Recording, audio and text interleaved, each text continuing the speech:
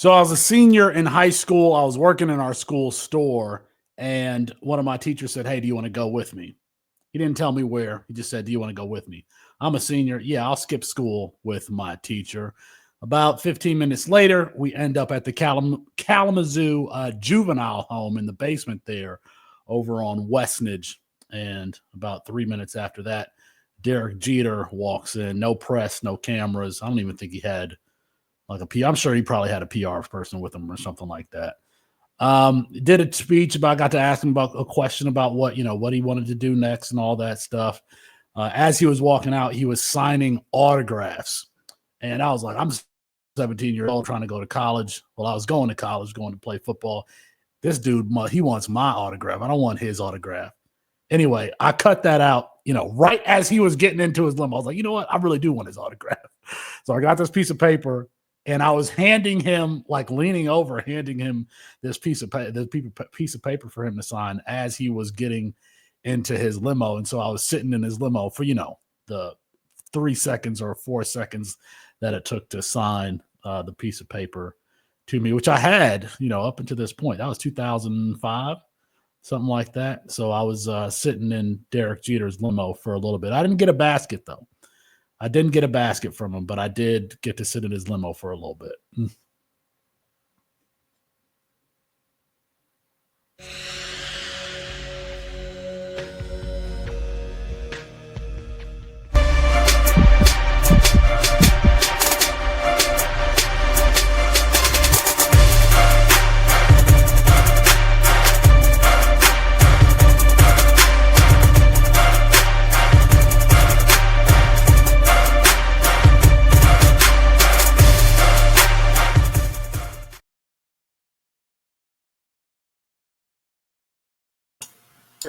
On the fantasy sports advice. Oh, now it's unmuted. Welcome to the Dynasty Pulse. Welcome to the Dynasty Pulse, right here on the exclusive premiere over on the Fantasy Sports Advice Network. Later on, we will have our Dynasty Pulse After Dark segment over on the Undroppables and Fantasy Football Plus. However, what we're doing right now, we have a couple of guests that are waiting in the wings. We love Dynasty Fantasy Football, and everybody knows the old adage that Dynasty never stops. It's a year-round endeavor. But you know what? You know when Dynasty starts? Dynasty starts in high school. You need to be going out there and scouting these high school seniors, seeing what colleges they go to, checking up on what their star recruit level is. That's when Dynasty really starts. And we have a couple of guys from campus to Canton who are very, very locked in to this space. I'm talking about Felix Sharpe, and we got Mike Vallerie, Dirty Mike. They're both in the house with us tonight from campus to Canton. Introduce yourselves. We'll start with Felix, and then we'll get to Mike. Hello. I'm Felix. Nice to meet all of y'all. Nice to see y'all. Thank you for having me. Where can people find you, Felix? At Sharpe Review on Twitter, one of the co-founders of CampusToCanton.com, your home for all things college fantasy football. If you're curious, if you love the game, go check out the website. So absolutely. And how about you, Mike? Obviously, you're at FF_Dirty Mike. Oh, yeah. I am from Campus Scan here. I'm one of his contributors. I'm a non-founder. I keep badgering them to only buy into the company, but they won't let me do it because they already got it all set. They don't need any extra sponsors there. But it's a great run business, and I love to be a part of these guys, and honestly just love the college football space. Awesome. And I'm a subscriber and totally utilize your tools in the FF Eliminator. The college eliminator, this last round from Fantasy Cares, FCE, the FC Eliminator. I was absolutely embedded in the Campus to Canton stats and right there on the website. It's an invaluable tool. If you're not already a subscriber to Campus to Canton, get over there. And if you want to win in Dynasty Leagues, you got to know who's coming from where. And we will get way, way more in depth on this episode into what these guys are looking at and how we can use that to our advantage in Dynasty. We got some great questions for you guys. So let's go ahead and get it started. We've got Felix and Grindberg is going to go ahead and launch this thing. Let's go. Yeah, well, thanks for coming on the show, guys. This is kind of like our, Shark Tank, if you will. We're going to probe you guys as far as giving you some questions. I'm sure that you know what's about to come, but we're excited to have you guys on. And then we're going to start the probing with Schultzy. Let's get it going. Mike likes to probe. We probe everyone around here, equal opportunist probers. So for me, Felix, my question here, I'm a guy and like no college fantasy experience whatsoever. Campus to Canton players, like honestly, it impresses the heck out of me. And a lot of my exposures come from meeting bigz and like hearing him talk about it and just kind of chatting him up like casually about it. Honestly, the whole thing's really impressive to me. In the dynasty world, we got to focus on one draft class at a time, and it always falls in. So, it's just you add the guys to the player pool. The sheer number of players in your player pool it's like astronomical, like compared to just playing NFL fantasy, right? Mike and bigz kind of hit on it in the intro, but personally for you, where do you begin the process on these guys? You talk about the player pool. I think it's about 14,000. About the last time that I thought about it. Good God. It's a good question, and I'm sorry that I have an abstract answer, but it starts with, personally for me, I have a love and passion for the game. I always have. My uncle was a first-round draft pick in 1982. A few picks after Marcus Allen. 13-year career, 3-time Pro Bowler. I can remember swinging from his arm in the house that he bought for my grandmother. So I love football. Hear my words there. I didn't say college football, I said NFL. I actually love and have a passion for the game. So that leads to curiosity about the game, whether it be, why certain plays work, why certain players are successful, how to run better. Well, when I was, playing the game, how to run better routes, how to get better at the game. When I was coming up, played in college, played at Valley State University with guys like Brandon Carr and Dan Scuda, Cam Bradfield to play for the Jaguars for a little bit.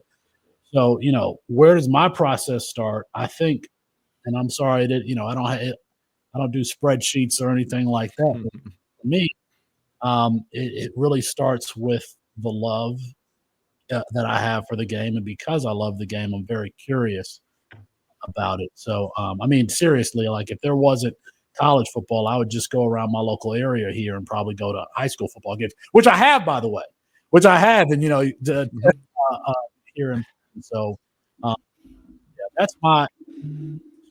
I just really love the game and I'm curious about it.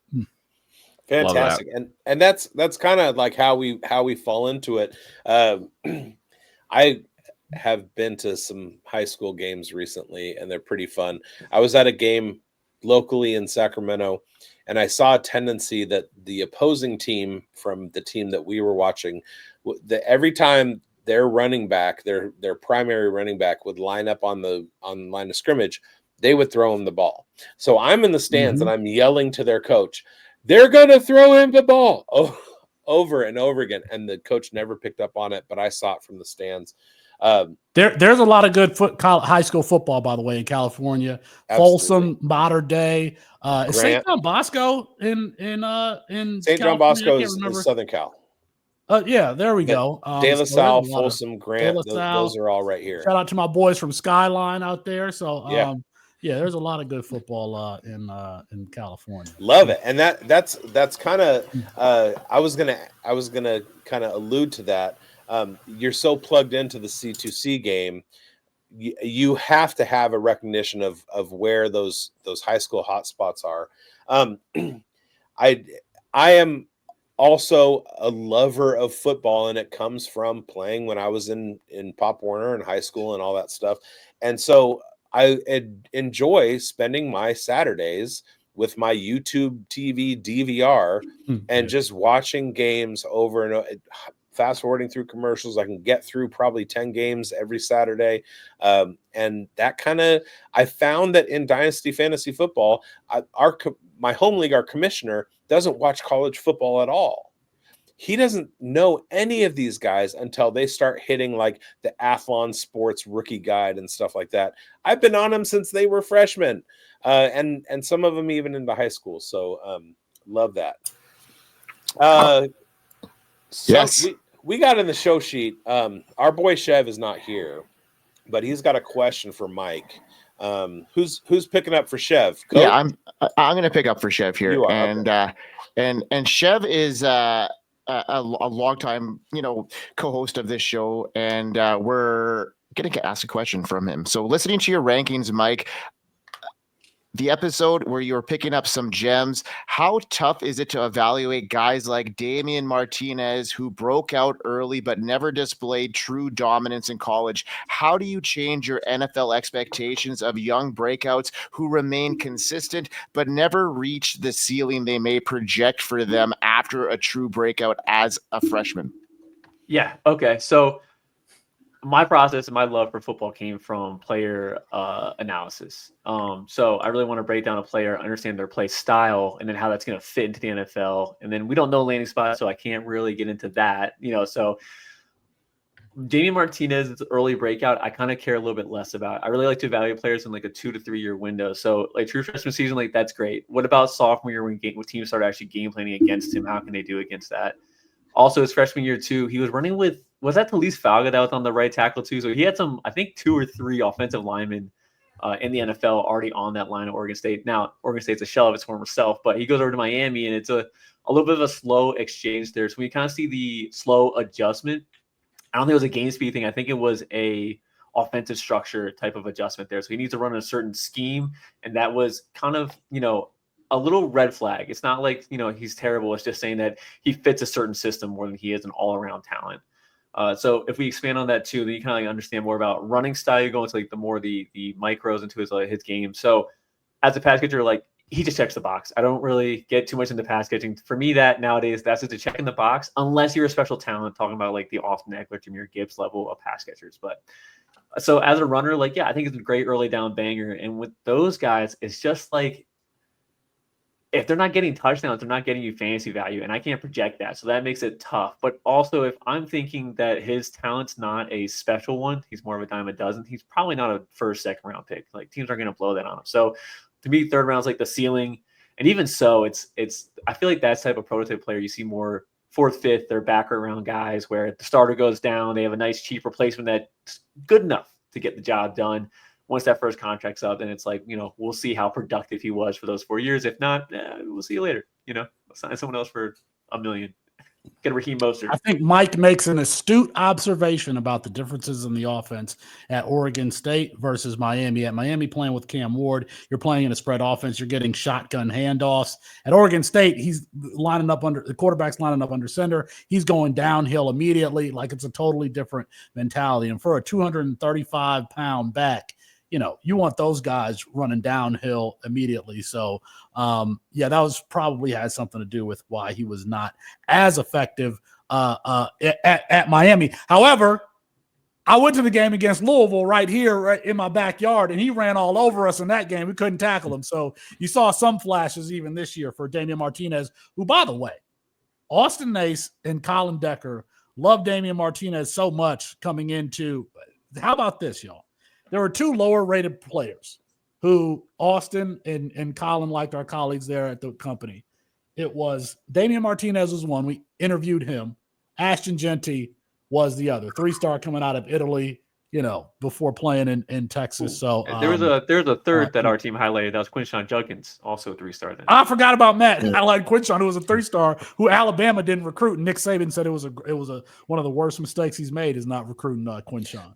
What about Lan Larison? He was a 0-star recruit because he was a quarter. Sorry. And don't worry, Mike. I didn't miss the $2 million Raheem Mostert Raiders shade. Sorry. Go ahead, Coach. Your floor. So with a guy like Damien Martinez, who's here now, in our Dynasty rookie mocks and, of course, our rookie drafts that we will have for Dynasty, let's scale it back and rewind it to a player who kind of fits this mold at the receiver position. NC State's Kevin Concepcion, who's transferred over to Texas A&M, had a superb freshman season. I love him. NC State fan here.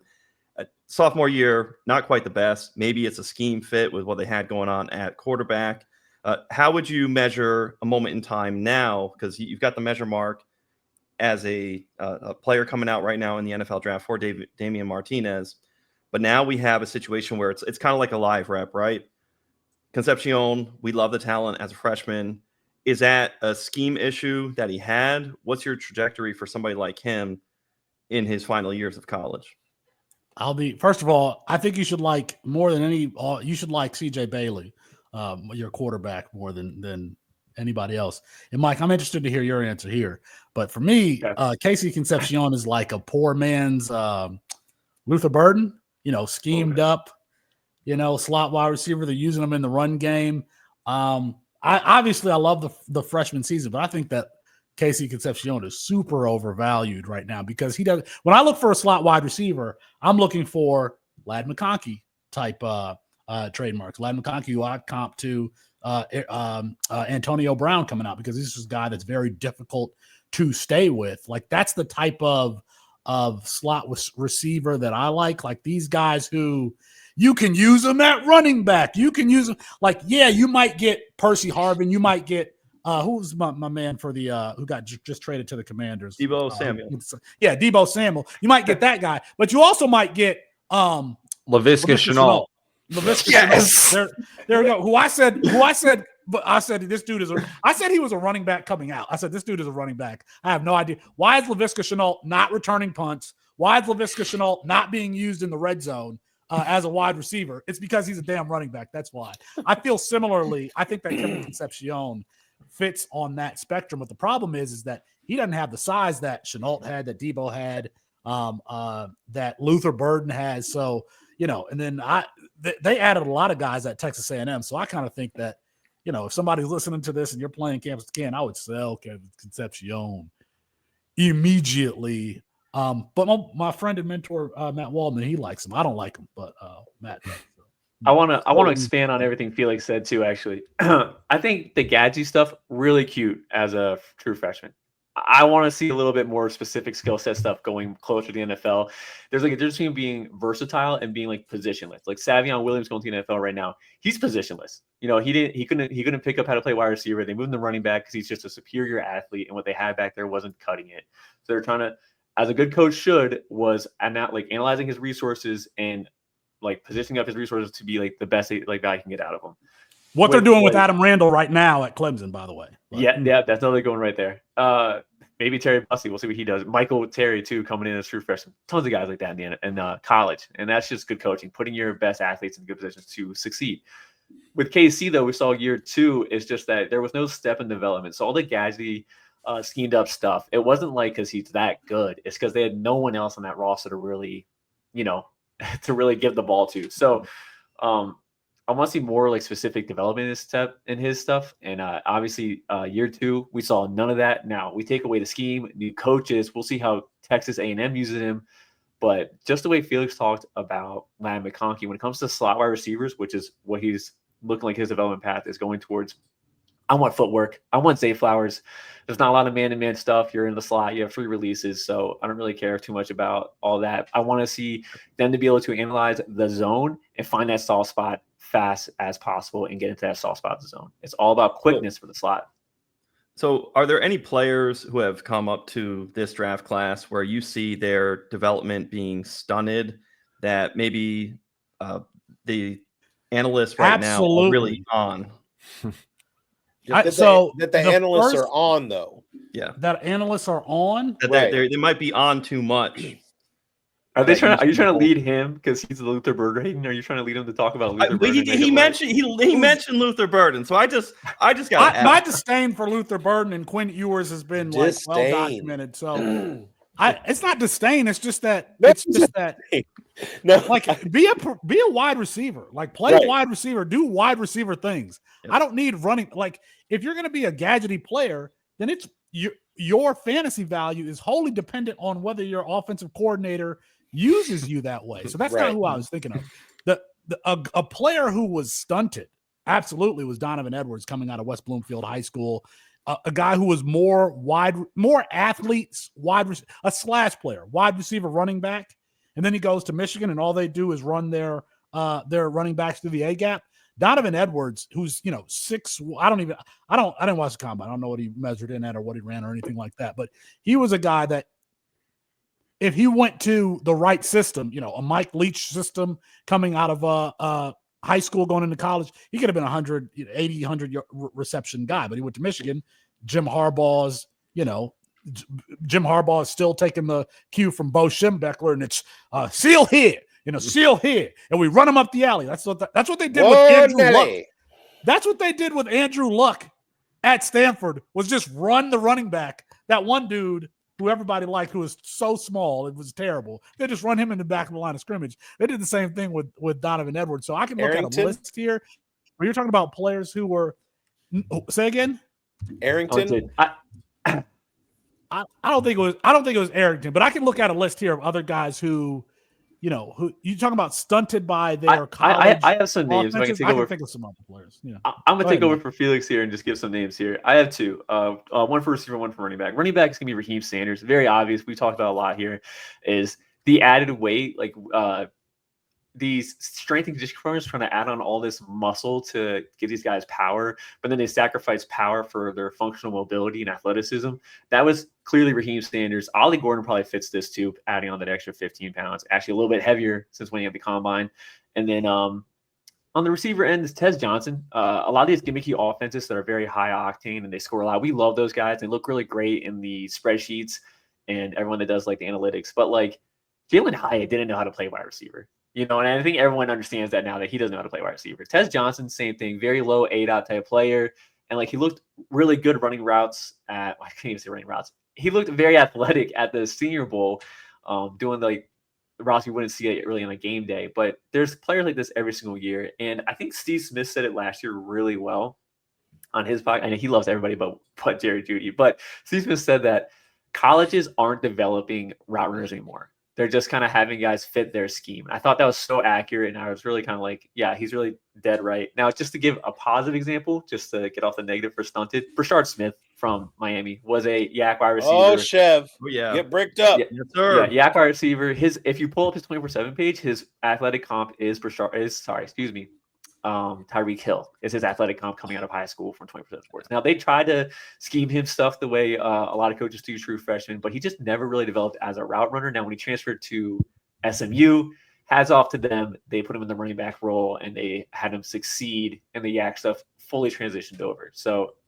a discount Tyrone Tracy type story there. Mike, did Brashard Smith break all the year 1-0 thresholds? 6 of the 8. 6 of the 8. Okay.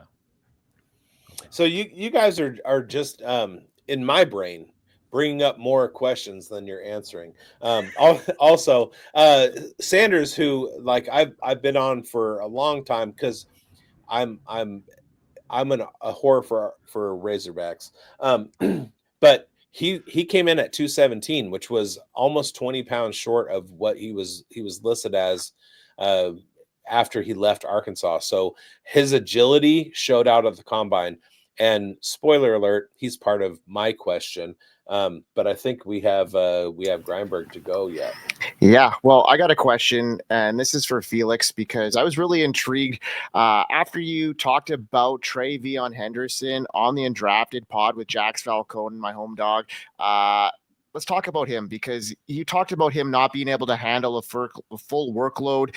You were worried about his size, struggling in between the tackles. That was, of course, before the combine. He tested pretty well, and his potential moving forward.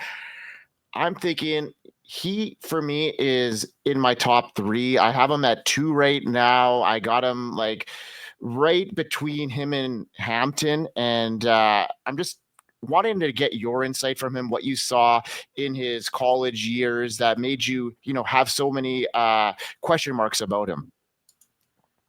Yeah. By the way, I should say, like, I do not watch the combine anymore. I used to, and it doesn't. I get pieces because I'm on Twitter. By the way, When Calvin Johnson ran a 4.37 in what 2008, 9, 10, somewhere around there, that was like blazing. Now you got all ththese guys running 4.41, 4.39. It's insane. As far as my concerns about TreVeyon Henderson, seeing him in college, he's a guy. Remember Ronald Jones coming out of USC? Ronald Jones coming out of USC, like it was like the Red Sea would part, and he was just faster than everybody, and he would run to the end zone. And I'm not saying I think TreVeyon Henderson is a better player than Ronald Jones was. I think that he's a better pass catcher, but he is a scat back. He's not like, I think of a full, like a 3-down guy, even in the passing NFL, is a guy that you can run between the tackles. You know, you can play on third down, on 3rd and 5, you know, that they can do everything. You can put them in at the goal line and they can push it in.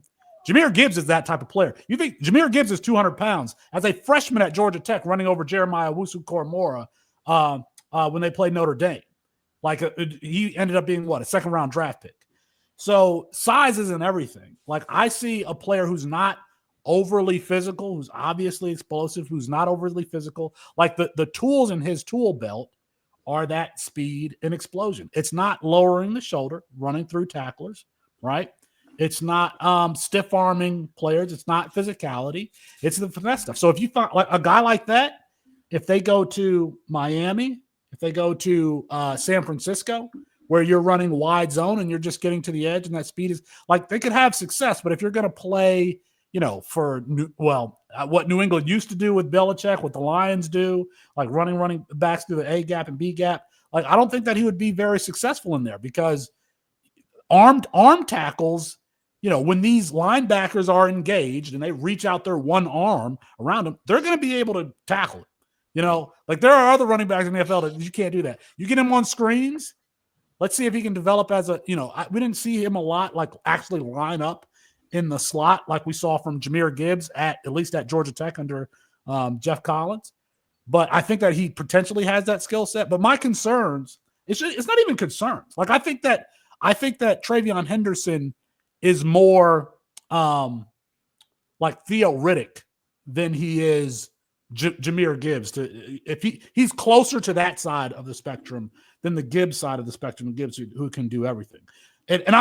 Listen, I bet you, I don't know what he did. I bet you that he actually blew up the combine. I'm not surprised by that, but he's still not a physical running back. And by the way, he used to fall down a lot running through the tackles. He would trip over his own feet for some reason. So I like physical running backs. A guy that I compare a lot of running backs to, if they have it, is Ramondre Stevenson, because Oklahoma versus Texas Tech at the goal line, you see Ramondre Stevenson running through 300-pound defensive tackles.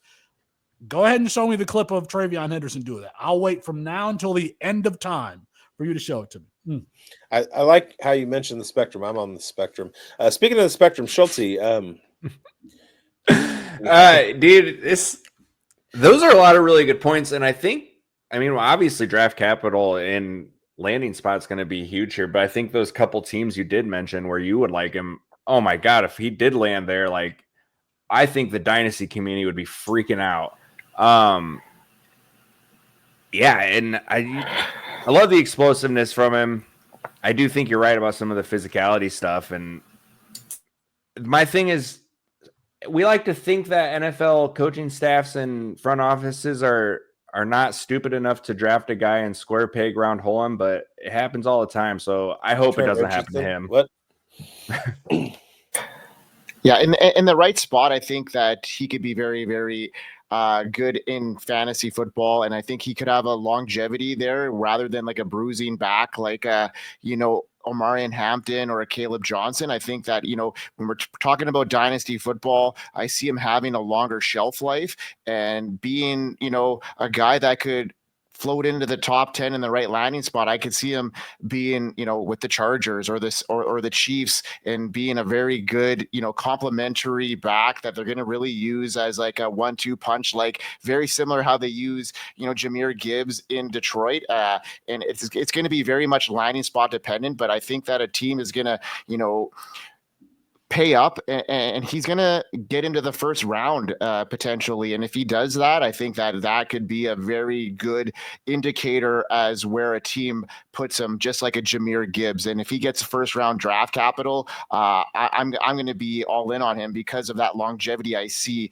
as a guy that isn't going to need to run through the middle of the field. He's going to have probably a little bit longer of a career, and I see that being very, very profitable for me in a dynasty spectrum. Now my brain is starting to spiral right now. There are so many things going on in this conversation. I have a question that I had written on the show sheet. I mentioned before that I'm getting more questions popping into my brain, and I'm trying to focus and kind of whittle things down. So apart from my question, which my show sheet question, which I'll get to, I have another question that's kind of come up. We have this tendency in Dynasty to not want to helmet scout. There are certain situations where Ohio State wide receivers, Brian Hartline pipeline, LSU wide receivers, specific, like in IDP, we look for like specific schools, linebackers. You got Iowa tight ends. And you guys brought up earlier specific schemes at colleges and guys who are not used to their potential because of the scheme that they were recruited to. So this question is kind of for both of you, and answer this real quick, and then I'll get to the one that I had written.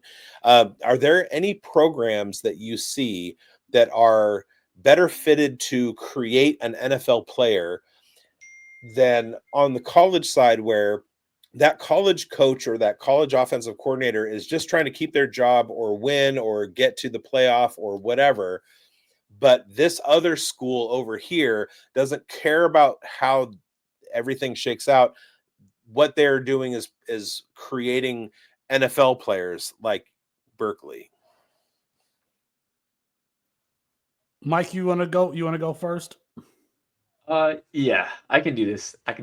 I don't really follow the programs per se. I more like to follow the coaches. The coaches kind of are the scheme. And they, when schools bring a guy in, they don't say, "Hey, this is the scheme you're going to run." They bring a coach in to bring in his scheme, and so on and so forth. So, like following coaches for scheme, for example, instead of saying Ryan Day was the obvious answer, I'm going to talk about Garrett Riley here, who is the current coach at Clemson. He is the OC there. But before that, TCU. And I know you guys in fantasy for Dynasty know all the TCU first rounders that were not working out.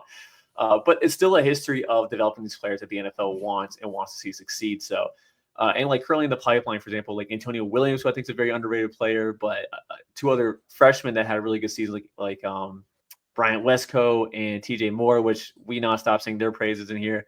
There's coaches that definitely develop players better at certain positions. And I think those guys are always good to follow. Now, like the whole like helmet scouting thing, I feel like that's kind of like a PC thing to say because you can't just write dudes off. But like, I think my process honestly starts with trends. So like, yeah, I'm looking at the Power 5 guys first, and like quite honestly with like receivers, I maybe look at G5 receivers. I'll look at the obvious ones. That's your Jalen Royals, Ricky White, and Torrey Horton this year, and maybe sprinkling two other guys to get some buzz. But I'm really not wasting time with guys like that. And like the reason behind that goes is like there's like tiers within like Power 5 and tiers within G5. So if a guy is ripping off 1,000-yard season, but he's the bottom tier of the G5, then he's playing against guys that aren't even practice squatters in the NFL. Where if I have a guy getting 800 yards in the SEC, like great, he's going up against future like round one corners. Like he's getting, it's iron sharpens iron. That's the whole like idea of it. So I think helmet scouting is okay to a degree. Certainly that's, I think, where everyone starts off their process. Like everyone from Dynasty, I think, probably goes straight to Ohio State for wide receivers. They go straight to Alabama for running backs. The typical insert position group U. That's kind of where you guys go. And I don't blame anyone for that. I do it too. Okay. All right, Mike, I got two notes for you. I'm going to coach you right here in front Let's of go. One, All right. okay, this is a Dynasty podcast, so you can't just throw out college names out there. You got to provide more context for who those people are. Yeah. Because this is a NFL podcast. And two, I'm not exactly sure if you answer the question. I'm going to try to answer it. So we're talking about, are there certain player scheme fits in college football? Yes, absolutely. And I don't know if I'm answering the question. Yes, absolutely. I mean, we could probably spend a podcast talking about them. So just Absolutely. a couple that come to my mind. I already mentioned Jim Harbaugh. By the way, Jim Harbaugh and what Michigan do what they do offensively, that's why we were apprehensive about J.J. McCarthy going there. That's why we're kind of we haven't seen J.J. McCarthy on the field. I'm still apprehensive about what he's going to do as an NFL player because they never they never relied just on him to win the game. They never really did it. Despite him being a 5-star prospect coming out of IMG, highly touted guy, they still they're so stubborn. That offense is so stubborn. That coach is so stubborn. This is not an NFL fantasy relevant program, but it is NFL relevant. NFL fans will remember Bill O'Brien for the Houston Texans yelling at Tom Brady for the New England Patriots. He prefers drop back white men as quarterbacks, okay, that do not run. He inherited, when he went to Boston College, he inherited one of the best dual threat quarterbacks we've seen in college football in a couple of years, a guy who ran for 1,000 yards 2 years ago. I said, as soon as they hired Bill O'Brien, that Thomas Castellanos is the name of this quarterback, by the way. Very much runs around like coming out of Ware County, Georgia. Very much runs around like Russell Wilson, except scrambles and does all that stuff. Except for he actually takes off running. He doesn't just scramble to throw. See, Mike, that's how you provide the context for the play. Sorry, I'm sorry. So I said as soon as they hired Bill O'Brien, I said this isn't going to work. Sure enough, Thomas Castellanos' rushing numbers were cut like by 60, 70%. He transfers out of this program after 1 year with Bill O'Brien, and now he's in Florida State with a coach who actually schemes to what he likes to do. Everybody, one more example here, and I don't know, I'm sticking at the quarterback position. Lincoln Riley, he likes playmakers.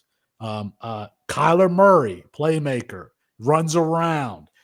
Baker Mayfield, he wouldn't run around as much as Kyler Murray did, but still, a dual threat guy. Caleb Williams, that's the mold of quarterback that he likes. So just because this very vanilla Miller Moss had a great bowl game 2 years ago against a Louisville team that had like nobody on its defense starting, Miller Moss ends up getting the starting job. We knew that there was a Kyler Murray, Caleb Williams type who was backing him up. I was like, you guys if you're playing in campus to Canton leagues, you have to go trade for this guy who was excellent as a redshirt freshman at UNLV, who plays very much like Caleb Williams. His name is, God damn it. What's his name, Mike? Jaden Mayava. Jaden Mayava. I'm sorry. And of course, Jaden Mayava takes the starting job. And coming full circle, where Miller Moss, who got his spot taken from, he came to U of L, the same team that really launched him into the starting job because he, went bananas. He threw 7 touchdowns in an exhibition bowl game. So are there scheme player fits? Absolutely. It's been thrown out that there should be a consulting service that advises players whether or not their skill set fits the program that they're going to. Because I don't think the kids actually know, whether or not their skill set fits that coach and whether or not they can actually ascend on the depth chart based on who he knows actually there. We've talked about that potentially being a business because we think some of these kids. It sounds like you already have the name filtered in campus to Canton, reach out to like the incoming freshmen and stuff. And I will say, I am a white guy who loves white quarterbacks who are pocket passers, but I want them to have rushing upside like Jackson Dart, my QB1 of the year. But I'm going to get on to my real question. Chev, or Mike filling in, gave us a preamble to what I want to talk about. I talk, and this kind of comes from baseball. I talk about post-hype prospects, guys who had a whole lot of talk and then they kind of fell off. And we alluded to it at the beginning of the show. The kinds of players, early productive breakouts like Ollie Gordon, Raheim Sanders, we talked about, 5-star prospects that didn't hit their perceived floors, like you mentioned Quinn Ewers, Brew McCoy. With Quinn Ewers, we know there's a 25% hit rate with 5-star quarterbacks. It drops down to like 12% if they're 4-star or under. Brew McCoy was the #1 wide receiver in the class, according to 24/7. Nobody's even talking about him. The perspective on these guys changes over time because in campus of Canton, we wait for them to kind of rise up. We wait for them to repeat the years that they have as freshmen or sophomores, or hit what they're supposed to hit, their potential from their incoming freshman years. The average fantasy owner doesn't hear about these guys because they start to fail in college. They're value craters. Do you find yourself in your campus to Canton leagues when they are rising to the dynasty level?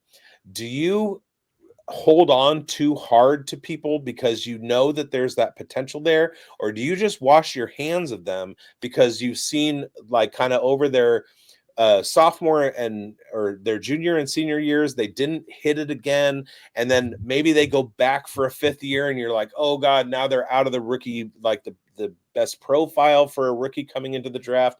Are there a couple of guys in this draft that you're excited about? Because like I'm excited about Raheim Sanders. He was like high on my RB list a couple of years ago, and then he went through injuries and coaching changes at Arkansas, and then he transferred and all that stuff. He, from his freshman and sophomore year, he could have been a 3-year guy, but he got hurt. Are there guys that you know are going to hit, but they're not being talked about? Post-hype prospects from both of you. We'll start with Mike. Okay. All right. As soon as I started seeing the red flags, I want to wash my hands of it. I am not a very big bounce back believer, and I think Devy college fantasy has a reputation that I don't think I blame people for believing in. One time I tweeted out, anyone know what Devy means? And I was like, jokes are welcome. And everyone in the comments were just like, take locks, and I was kind of like, yeah, they're right. Everyone gets take locky. They just want to hold on to their priors and just hope for the bounce back, and they're looking for any sign of life. I'm really anti bounce back. With Raheim Sanders, though, I kind of understand that one because the way Felix talks about Ramondre Stevenson, Ramondre was like 235, I think, playing college, and then once he went to the combine, he came down to 225. Talked about functional mobility earlier. I like to see guys lose weight that are overweight because they have a mystery factor then on what is their new functional level of mobility. So, not that I hate the Raheim Sanders call. I actually have a few Raheim Sanders shares myself. He was RB1 for me multiple years ago, so I get that one for sure, 100%. But for the most part, yeah, once I start seeing the red flags, I tend to want to wash my hands of it. Now, that definitely bites me in the butt a few times. Like, for example, Jaden Daniels. He had no signs of development for 4 years straight. It was the same old every single year, and then his final year, it just flips a switch. And it was one of those equations where there was no outside factor changes, like same school, same program, same receivers. Like there was nothing there for me to think that all of a sudden he was gonna figure it out, but he did.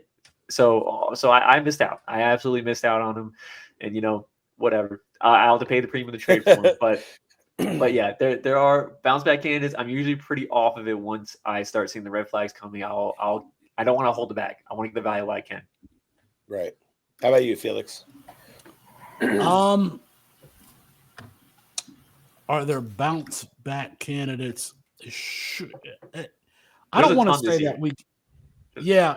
I want to talk about Raheim Sanders. We want to talk about his come up. Okay. But yeah. So the question is are there bounce back candidates in this? Well, it's kind of 2 parts. Are there bounce back candidates, and do you find yourself holding on too strong to guys because of their potential? Gotcha. I do have one I do hold on to, but I'll wait.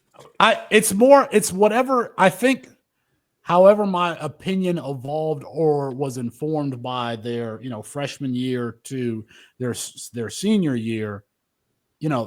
That's my opinion of that player. Now, the thing about what we do at Campus Canton is like I've kind of like we've moved on from this class. Like we're looking at Bryce Underwood and the freshmen that are coming in. So like these players' value, it shifted between their freshman, sophomore, and junior year, and then it kind of like solidified and congealed. So it can be easy to get take lock, and then you get the dynasty community jumps in once they and then like I'll talk to Scott and I'll be like, I didn't realize that player was going to be an NFL player, or I didn't realize that was the opinion about that player. Like, I'm getting surprised that people are like Jackson Dart was one of them. I didn't realize that we liked Jackson Dart at USC, when he was a freshman. Right. He's if there was a swag All-American team, he would probably be the starting quarterback on the swag team. So, but yeah, I can take lock either on my negative opinion or positive opinion of a player. Just, it's the same thing that what the dynasty community does. We just watch that quote unquote film between year 1 and year 3 or 4, not just, in January or February of when they declare. I do want to talk about Raheim Sanders just a little bit because, the comp for him coming in was potentially David Johnson, because he was a wide receiver coming in and he switched to running back and obviously had that good freshman year. And then they had him go to play to 240. I don't know if he did that on his own or whatever, but he went to play at 230, 245, and then just looked super sluggish. His second year there at Arkansas, before transferring to South Carolina. If he's gotten down to 217 now, that does feel like first of all, I would have liked Ramondre at 240. I think it would have played, but I wasn't the fact that he weighed in at 220, because we know good and well at Oklahoma when he was getting suspended or whatever that he was not 220. He was playing at 240. So that is noteworthy to me. Intriguing. Somebody like Rocket Sanders got down to 217, because there's no way he was playing at 217 last year. That was a big boy. So they brought in Pittman. They had KJ Jefferson as their starting quarterback, and it was kind of like they changed the offensive scheming around, and it was more like, we'll let KJ try and be a playmaker and let Raheim just kind of like be a bulldozer, and it kind of changed everything for him. And he kind of got wise, and so did KJ, and they both were like, we're out. And then you get Jalen Green that comes in. So it was a whole. There's been a whole fluctuation in Fayetteville, and but Mike, you said you had a guy. I did, because you were asking about if there's any in this class. I'm still in on Isaiah Bond. I understand the production profile isn't there, but it's one of those players when you watch, you can see the route running. Like, he is technically gifted and he actually understands everything like that, on top of having the requisite athleticism to go with it. Now, of course, you want to see the production profile. Like, I want to see it too, especially for, I don't consider myself a film watcher, but I would also love to see some analytics too. I would like to see some analytics to back up my takes here. And also, his production period was during the first 5 weeks of this year. Like, that's all the non-con games. I was already knocking the guys for, the lower G5 guys. It's like, I don't really care about a future NFL guy just creaming on dudes that are selling me insurance here next year. Like, it's cool. Yeah. But, like, let me see you, like, also play well against future NFL talent. So that's a player that I don't hate on anyone who doesn't believe in the talent. I'll totally get it. But I feel like the ceiling and the potential is just so high. I have to take him in certain spots. I can't let him slide that far. We got grocery bagger, real estate, insurance salesman. All right, I'm gonna throw a name. I'm gonna throw a name out there. Freak list. This dude, I heard the name Tyreek Hill earlier. We saw Tyreek Hill have some junior college production, and then I want to say 1 year in Division I, and then he with not really anything on his resume, blow up. This dude is Tyreek Hill, like. Redux, Monterey Baldwin. He's in the draft, but nobody except me right now has said his name. What do you guys takes on Monterey Baldwin? Okay, no, you got to listen to Kev Skin podcast feeds. So Monterey Baldwin has timed as the fastest player in college football a couple of times. Now, what was significant about him, he was at Baylor, but Zach Wilson's offensive coordinator, Jeff Grimes, who was his offensive coordinator there, went from BYU to Baylor. Now, that's significant to me is because they run a lot of wide zone play action stuff. So there's always like a backside. That's a long play action play. They always run a backside post with some. That's just a standard play in that system. And so you need a guy with take the top off the defense speed. Who else could have take the top off the defense speed than the fastest player in college football in Monterey Baldwin? It's funny, I have not heard anybody in the NFL space talk about his name. I didn't even realize he had declared for the NFL draft. He declared. But, yeah. But he's small. He's super explosive. He is a deep threat. If they had a legitimate quarterback at Baylor who could get him the ball, I thought he would have been a better a Tutu Atwell. Tutu Atwell was very good at U of L, similar size, similar speeds player, could get deep. I thought that Monterey Baldwin would have been that. I mean, he's been a shoot from deep. If you just Google my name in Monterey Baldwin, I have a lot of tweets like talking about him. So 23 plus miles an hour, and he squats 500 pounds. 46 tweets. It was 46 tweets altogether you had on him. You got that fast. So Felix, Kyle Shanahan, Monterey Baldwin. Yes. No. Yes. That's a Do good what? one. Yes. Play Kyle ball boy Shanahan. on the sideline. He can run down the ball real fast to get the goal line ball ready to go. Yeah. All right. Sorry, we got a question from Schultzy. I think no, it's Coach now. Coach is next.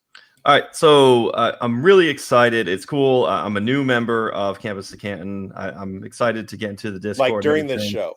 Ben, right now I just clicked it, and I overdrafted on my bank account. While we were doesn't matter. We're here. But it's funny. I'm really excited for the best ball game to come back. Come, what was it, August last year? Maybe it'll come back a little bit earlier this time around, maybe July. I'll be very excited to tap in to all of you for your knowledge. One guy, though, for early best ball from a player last year, I have Woody Marks in 53 drafts on Underdog. I have 41.5% exposure. Now, a deep cut prospect like Woody Marks from USC, he has the reception totals. All right, I'll start with Felix, then we go to Mike.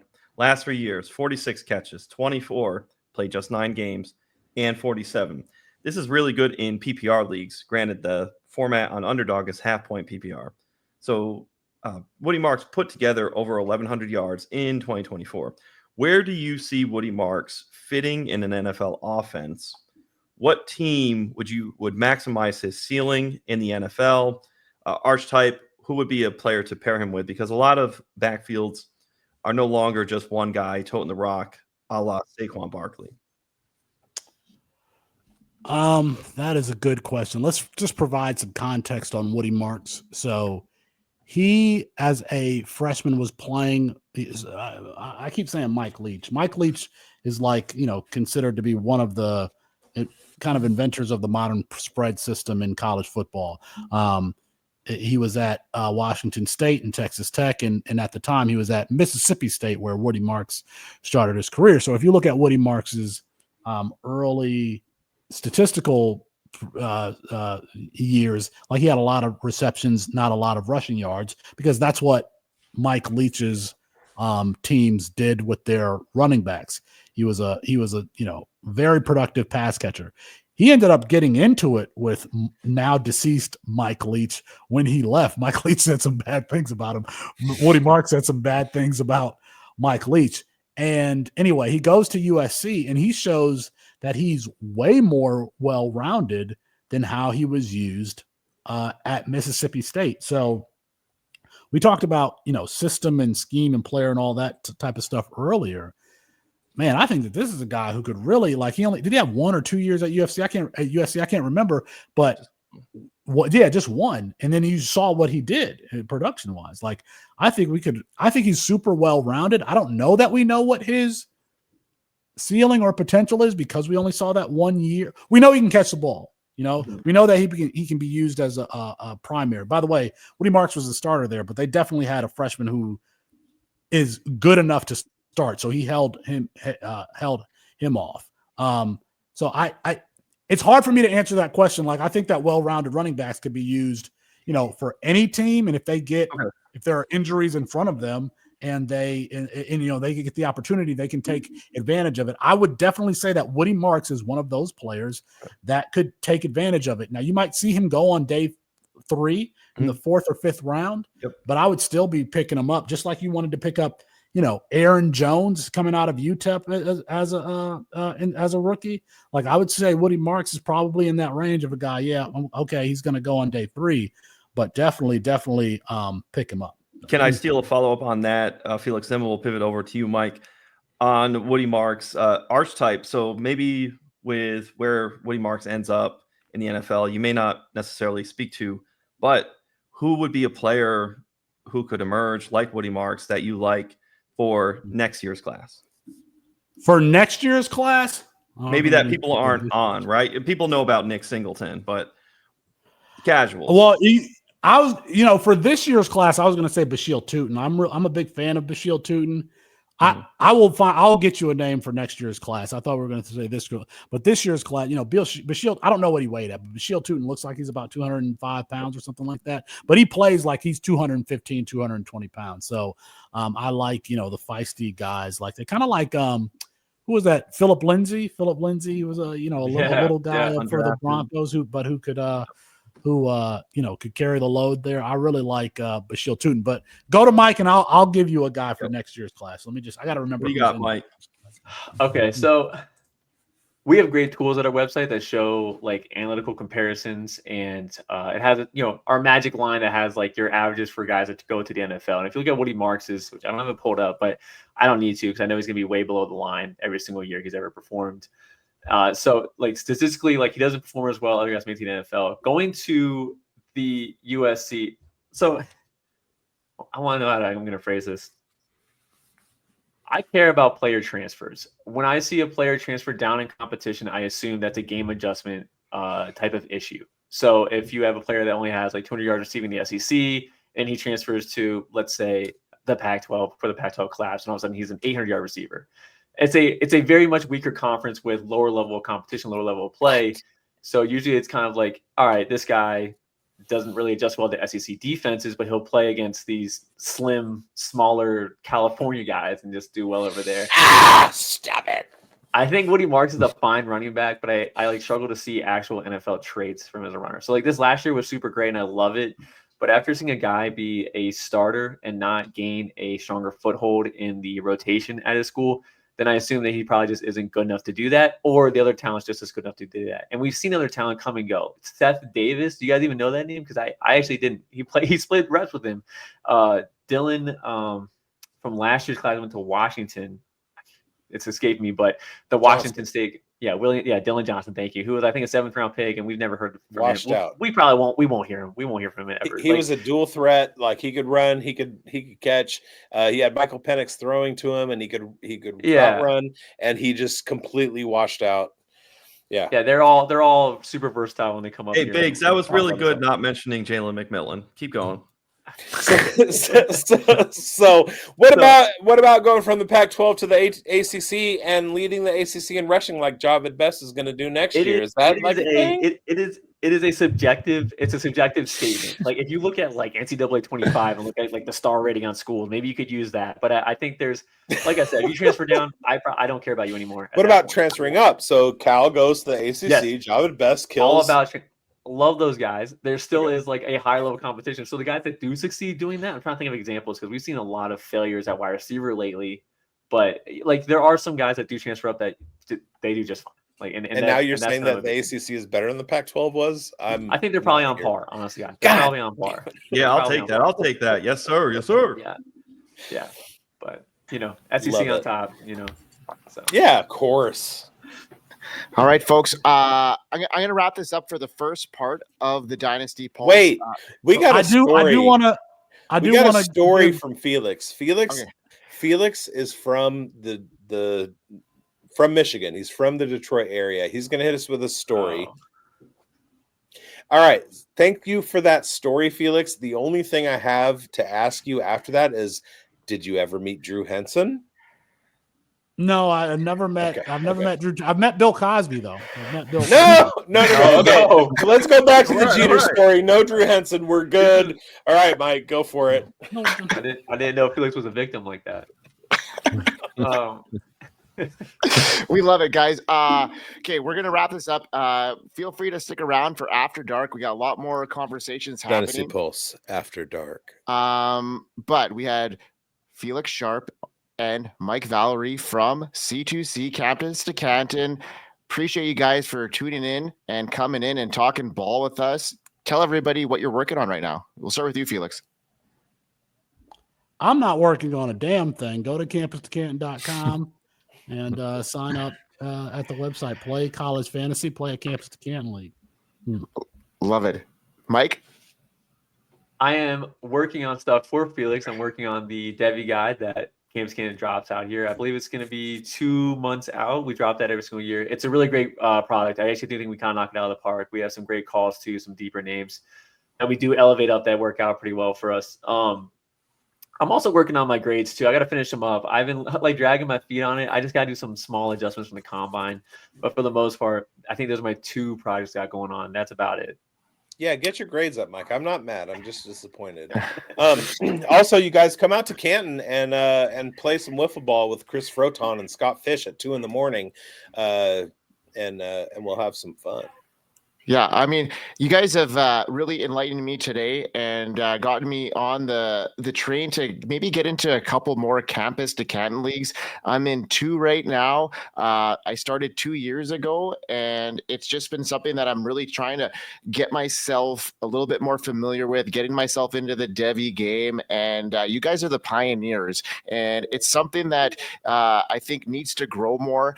And you guys are the pioneers of this, so we appreciate you guys, laying the footwork for us to get more involved, and we hope to help you guys build that community and get more people playing these Devi leagues and Campus to Cantons, because they roll into Dynasty. So if you're into Dynasty, try your feet into a Campus to Canton league. They're exceptional. Anything to add to that, guys? It'll only help, and don't worry, Mike, I'm not going to tell them what you did. It's okay. No, I just appreciate you guys having me. It's been a joy talking to you guys, so I appreciate it. All right, guys, from all of us on the Dynasty Pulse, we'll see you next time. Peace out. Stick around.